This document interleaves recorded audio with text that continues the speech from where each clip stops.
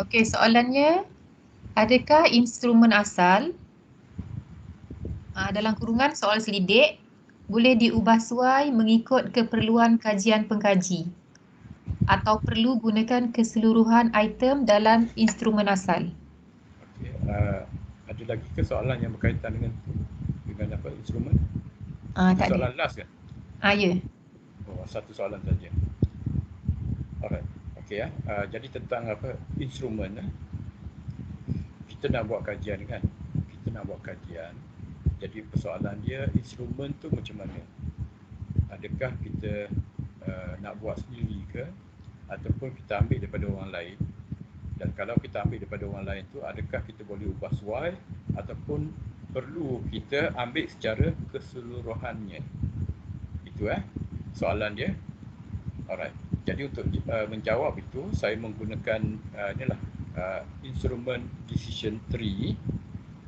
Okey, so nanti boleh bila dapat slide ni nanti boleh tekan yang kat bawah ni ada sumber dia. Instrument decision tree. Does an instrument exist already that you can use? Ya. So bila kita nak buat kajian tu, yang pertama sekali kita kena lihat sama ada sudah ada instrumen ataupun belum. Ya. Jadi kalau kita sudah ada instrumen, jadi kita boleh gunakan saja ya instrumen tu dan kita dapatkan permission daripada itulah pemilik instrumen itu. Ya, dan pemilik instrumen tu kemungkinan akan memberikan tanpa syarat boleh guna ataupun ada syarat dia ataupun ada bayaran dia. Jadi kalau kita perlukan sangat itulah kita follow sajalah apa yang dikehendaki ya. Okey, so itu kita ambil secara keseluruhan ya. Dan kita juga boleh mengadaptasi. Jadi maksudnya kita ambil mana-mana bahagian yang berkaitan ya, tidak ambil secara keseluruhan ya. Jadi jawapan pada persoalan tu it is possible untuk kita yang pertama sekali ambil secara keseluruhan dan yang kedua ialah ambil sebahagian mana-mana item yang berkaitan dengan kajian kita ya. So ini decision tree dia. Adakah instrumen tu sudah ada ya. Okey, so kalau sudah ada okey, so kita boleh ambil. Adakah perlu diadaptasi ya. Kalau tak perlu kita ambil sajalah, tapi kita kena deal dengan persoalan-persoalan lain seperti copyright, kemudian cost, kemungkinan itulah akan dikenakan. So kita kena contact itulah yang own instrumen itu. Okey. Okey, kalau perlu diadaptasi, okey, yes. So in what way? So kemungkinan itu daripada barat. Jadi item-item tu perlu diterjemahkan dan bila diterjemahkan mungkin kena itulah kena ada pengesahan pakar yang mengesahkan. So ada ekstra selain daripada pakar kandungan, ada juga pakar dari segi bahasa untuk melihat sama ada terjemahan kita bertepatan ataupun tidak ya. So dari segi perkataan itu bertepatan ataupun tidak. Dan yang keduanya dari segi konteks. Dari segi konteks. Jadi kemungkinan konteks yang terdapat di Amerika Syarikat tu tidak sama dengan di Malaysia.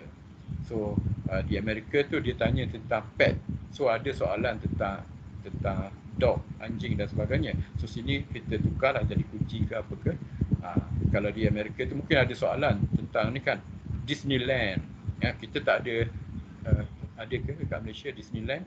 Ya, katakan tak ada kan. So kita tukar pada ni kan Sunway, Pyramid dan sebagainya lah. Ya. So itu antara macam mana kita contextualize So dari segi language dan sebagainya lah. Itu perkara yang perlu kita fikirkan ya. Okey, jadi kalau misalnya tidak ada instrumen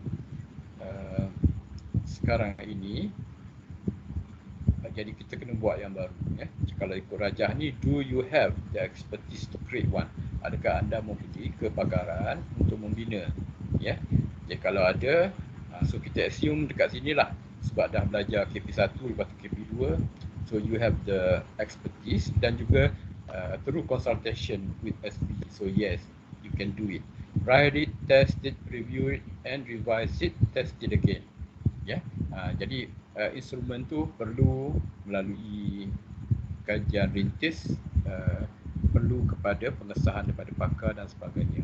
Ya, so ini kalau tak dapat, jadi kita tak ambil optional. Okay, so tujuan kita buat master ni supaya kita ada expertise untuk ini. Ya, saya nak tengok apa. Alright, so ways of searching for research instrument. Ya, macam mana kita nak dapatkan instrumen yang berkaitan. So anda perlu banyak berkomunikasi lah dengan pakar-pakar bidang. Ya, so cara yang boleh dilakukan ialah yang pertama, read professional journals to learn what kind of instrument are being used for similar studies, their format, style, and how they are used by the writer. Ya, so kita dalam bidang kita, bila lecture tu ambil peluang tanya pensyarah, ya lecture yang pengkhususan lah. Ya, ada tak item-item yang berkaitan dengan tu, cuba tanya. Jadi kalau ada, cuba dapatkan siapa pengarang dia, macam mana nak dapat, ya, dan sebagainya lah. Ya, okey. Jadi pembacaan kita juga memberikan maklumat, ya, tentang instrumen-instrumen yang biasa digunakan. Jadi kalau ada tu, kita cepat-cepat save, simpan, supaya kemungkinan pada satu hari nanti bila dah tiba masanya, kita akan menggunakan instrumen tersebut. Ya, dan kita cek tengok, sebab kadang-kadang instrumen ni nanti dia buat katakan tahun 2000, pada tahun 2012 ada orang yang improvekan. Ya, so kalau boleh kita dapat yang terkini lah. Ya, sebab apa? Sebab mungkin lebih tepat dan sebagainya. Ya. Okey, yang keduanya, read books that provide a description or an actual copy of various instrument for the reader. Okey, kita cari buku-buku yang berkaitan, ya, dalam Google Books ataupun dalam bentuk print, ya. Dan buku-buku ni bukan buku-buku yang popular books, tapi buku-buku akademik. Ya, so kemungkinan akan dilampirkan. Saya beritahu tadi kan, kalau artikel jurnal, space dia limited. Ya, artikel jurnal, space dia limited, pengarang nak hantar kena bayar kebanyakan daripadanya. Dan kalau dia kata 12 muka surat saja, kita ada 14 muka surat. Ya, yang 12 tu, yang 2 muka surat lebih tu kita kena bayar ekstra lagi. Jadi sedapat mungkin biasanya itulah, tidak disertakan item-item tu di dalam lampiran. Ya, walaupun ada yang buat, tapi biasanya in term of limitation tu tak muat untuk dimasukkan. Ya, tapi kalau buku dan juga tesis, kemungkinannya ada. Ya, kemungkinan besarlah ada lampiran tu. Okey, yang ketiga, ini yang saya suggest, talk with other researchers who may know of certain tools they have developed for themselves. So ini lecturer pengkhususan anda. So bila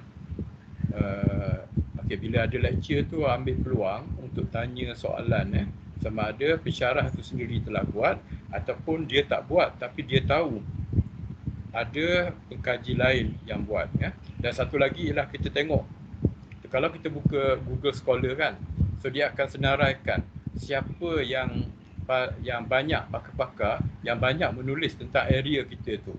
Ya, okey, so kita tengok situ dan buka artikel dia dan hantar email kat dia. Okey, jadi Western Scholar biasanya dia akan responsif lah. So kita tanya soalan, jangan tanya sesuatu yang berat. So start dengan soalan yang umum dulu. Ada tak tu, minta dia recommend tool yang berkaitan. Ya, jadi sebab mereka pakar kan, jadi pengetahuan tu keluar daripada minda mereka, macam air je, dapat je terus je dia orang type. Mungkin I know certain scholars, ya, Edwards macam ni kan. Kadang-kadang tak lengkap dia beritahu, tapi oleh sebab Google tu cekap, jadi kita Google je nama tu dan kita akan dapat. Kita kena gunakan strategi yang macam itulah. Tapi yang saya beritahu dulu kan, nama pengarang, okey, dan tajuk, dan lepas tu belakang sekali kita letakkan abstract. Dengan sengajanya kita letakkan abstract supaya kita dapat apa? Kita dapat fokus kepada artikel-artikel akademik saja. Kalau tak, banyak artikel lain yang masuk. Kalau kita mula awal, dulu saya ada beritahuan dan saya siap masukkan ni sekali bengkel Google Alert saya. Jadi anda boleh rujuk balik situ. Macam mana kita nak supaya setiap hari artikel yang berkaitan dengan bidang kita akan masuk dalam mailbox kita. So yang itulah yang sangat memudahkan kita, sebab kita just pilih je artikel yang berkaitan. Tidak semuanya berkaitan, tapi kita boleh pilih artikel, dan banyak daripada artikel tu yang berbentuk PDF, maksudnya full artikel. Sangat-sangat terkini, sebab dia keluar je, dia dia akan notify dalam kita punya email. Okey, ini tujuannya kita menghadiri persidangan. Kita bentang paper, dan nampak ada seorang tu dia banyak tanya soalan dan juga komen kan. Jadi kalau dia seorang yang established professor dan sebagainya, so cepat-cepat kita minta email dia ke, nombor telefon dia ke, sebab nak berhubung lebih lanjut lagi. Okey, kalau kita tak berani bentang paper, so nanti anda bentang paper untuk dapat ni kan proceeding, dan proceeding itu menjadi syarat untuk ni bergraduasi. Jadi kalau tak confident bentang paper, buat ni poster presentation. Okey, buat poster presentation, so join. So apa yang berlaku ialah ada satu poster. So bila juri datang, so anda kena terangkan dia. Jadi seolah macam sesi viva jugalah. Okey. Dan anda bila habis tu pertanyaan tu mungkin ada recommendation dan sebagainya. So anda akan dapat maklumat lanjut lah. Dan dalam poster session tu juga, katakan di luar daripada pertandingan, dah habis dah juri datang kan, tapi ada pengunjung-pengunjung lain, so nampak dia duduk lama baca semua, tanya soalan, so berkenalan lah dengan dia. Kenapa dia duduk lama dekat situ? Mesti ada perkara yang menarik minat dia, dan kita berkenalan dengan dia, dan itulah bertukar-tukar email, nombor telefon dan sebagainya. Jadi kita boleh tanyalah maklumat-maklumat lanjut. Okey. Yang keempat, combine or adapt one or more tools. Okay, develop own instrument to fulfill specific needs. So ni antara cara-caranya. Okay, so macam mana kita nak buat ni instrumen tu? Pada saya, item mana yang perlu ada? Okay, macam ni dalam instrumen tu mesti ada item yang menjawab, yang contribute kepada research question. So ada setengah orang dia buat ni kan, katakan dalam sebenarnya instrumen ni ada tajuk khas, Dr. Nolina akan bagi, tapi tak apa, saya preview dulu. Research objective yang pertama, dalam questionnaire tu, bahagian A untuk ni kan, untuk bio demographic data, so dia tanya jantina ke, fakulti ke dan sebagainya. Tak ada nama jantina, fakulti, mungkin sosioekonomi dan sebagainya. Bahagian B mungkin berkaitan dengan objektif yang pertama, bahagian C yang kedua, D yang ketiga, E yang keempat, yang berkaitan dengan research objektif yang keempat. Kemungkinan macam tu. Kemungkinan dia tak buat macam tu, dia mungkin berbentuk ni variable ke dan sebagainya. Okey. Tapi apa yang perlu ada ialah item-item tu mesti ada yang berkaitan dengan RQ1, RQ2, RQ3, RQ4. Ni adalah contoh research objective statement to identify level of motivation among employees having to enhance their level of performance. So RQ yang ni ditanya dalam bahagian B question 1 sampai question 3. Ya. RQ yang kedua yang ni okey, bahagian B soalan 4 hingga soalan 11. Yang ni dia tak bagikan ikut objektif, tapi dia akan campur bahagian B, semua ada kan. Okey, yang ketiga question 12 sampai 20. Ya. Okey, kemudian this is question 4, question 21. Ya. Okey, cara nak buat tu kita nak guna Likert scale ke, nak guna semantik ke dan sebagainya. So yang tu Dr. Nolina akan ajar, ya. Apa yang penting ialah sebab tujuan kita adakan objek tu supaya in the end akan ada jawapan kan. Akan ada jawapan. So macam mana nak jawapan, kita kena tanyakan soalan dan pastikan item tu bertanyakan soalan-soalan yang berkaitan dengan objektif, ya. Alright. Okay. So ini apa? Ini ialah secara keseluruhannya, ya. Bila kita buat satu kajian, ya. So ini merupakan tulang dia, ya. So katakan ada 3 atau 4 objektif, RQ1, RQ2, RQ3. Okey, so kita kena pastikan RQ1 tu kalau bolehlah ada literature yang inform kita, previous literature, ya. Kalau research tu banyak, dia akan dapat inform lah. Kita synthesize literature tu dan kita akan dapat maklumat. Masa usulan kita boleh beritahu, ya, apa pattern literature tu hasil daripada sintesis kita, ya.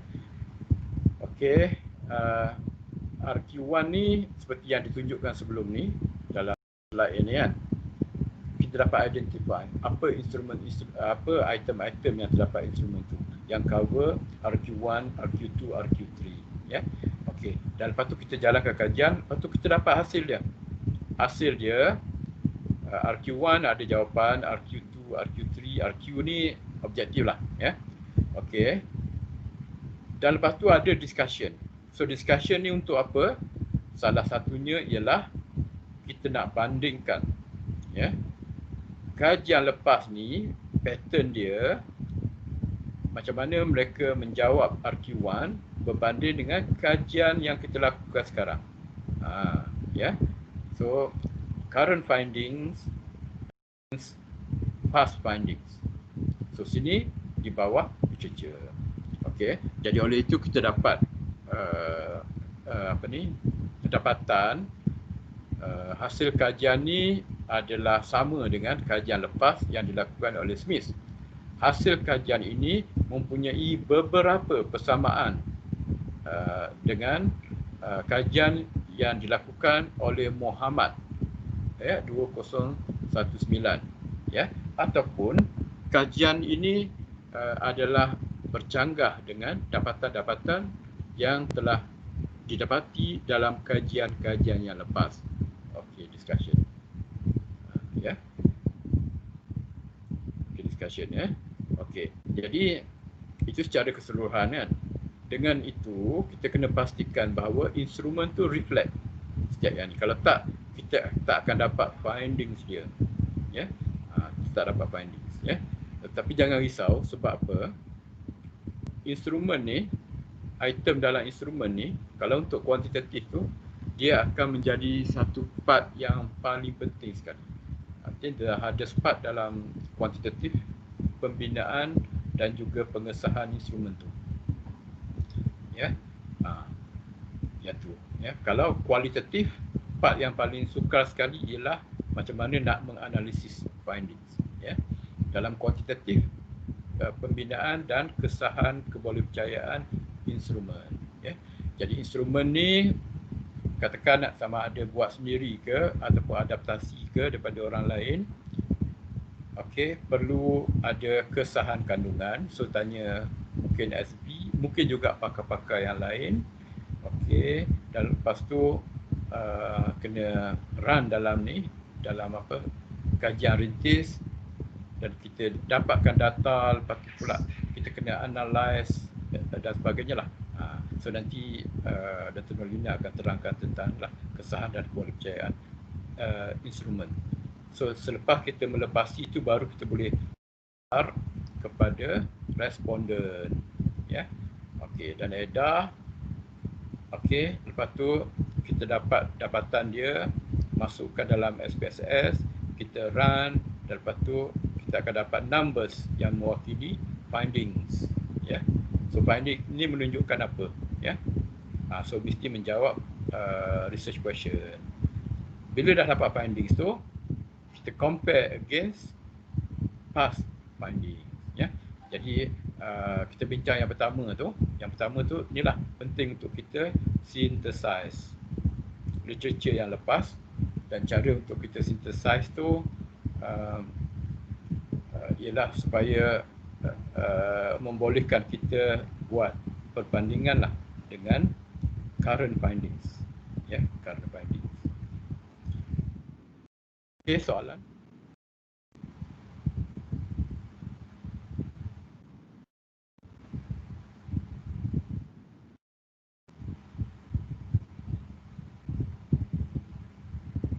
Okey, so ni instrument decision tree. Okey, cara untuk kita mendapatkan instrumen, kita dapat penerangan. Okey, dan dia ada detail ni. So maklumat lanjut Dr. Nolina akan bagi ikut tajuk tu lah, ya, pembinaan instrumen, dan juga boleh cek dekat sini. Okay, so ini adalah contoh di mana perlu untuk kita tally di antara item yang terdapat dalam soal selidik itu dengan objektif kajian, ya. Okey, kalau misalnya objektif yang keempat tidak ada soalan yang mewakili, so ada something wrong, so perlu diperbaiki, ya. Okey, dan dalam kajian anda sebenarnya anda kena report juga di bawah bab 3 hasil daripada kajian rintis. Jangan ingat kita laporkan kita dah buat saja. Kita kena laporkan juga kajian rintis dalam banyak-banyak item tu, item apa yang telah dibuang kerana tidak sesuai, ya. So begitu stringent sekali lah kita deal dengan instrumen kajian ini. Okey, soalan. So saya tunggu soalan.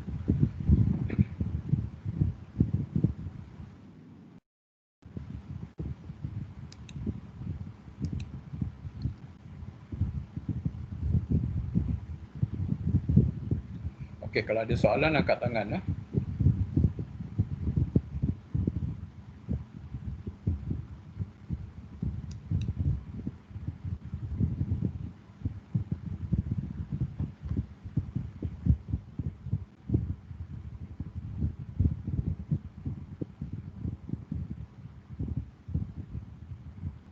Maksudnya doktor, saya faham kalau nak buat satu-satu instrumen tu kena lihat RQ dan juga objektif, betul tak? Ya, betul. Okey, saya faham. Okey, terima kasih doktor. Okey, jangan cepat sangat buat instrumen. Ya, jangan cepat sangat buat instrumen sebab banyak daripada kajian tu kita tak perlu buat instrumen. Instrumennya telah ada. Jadi cek dulu, ya.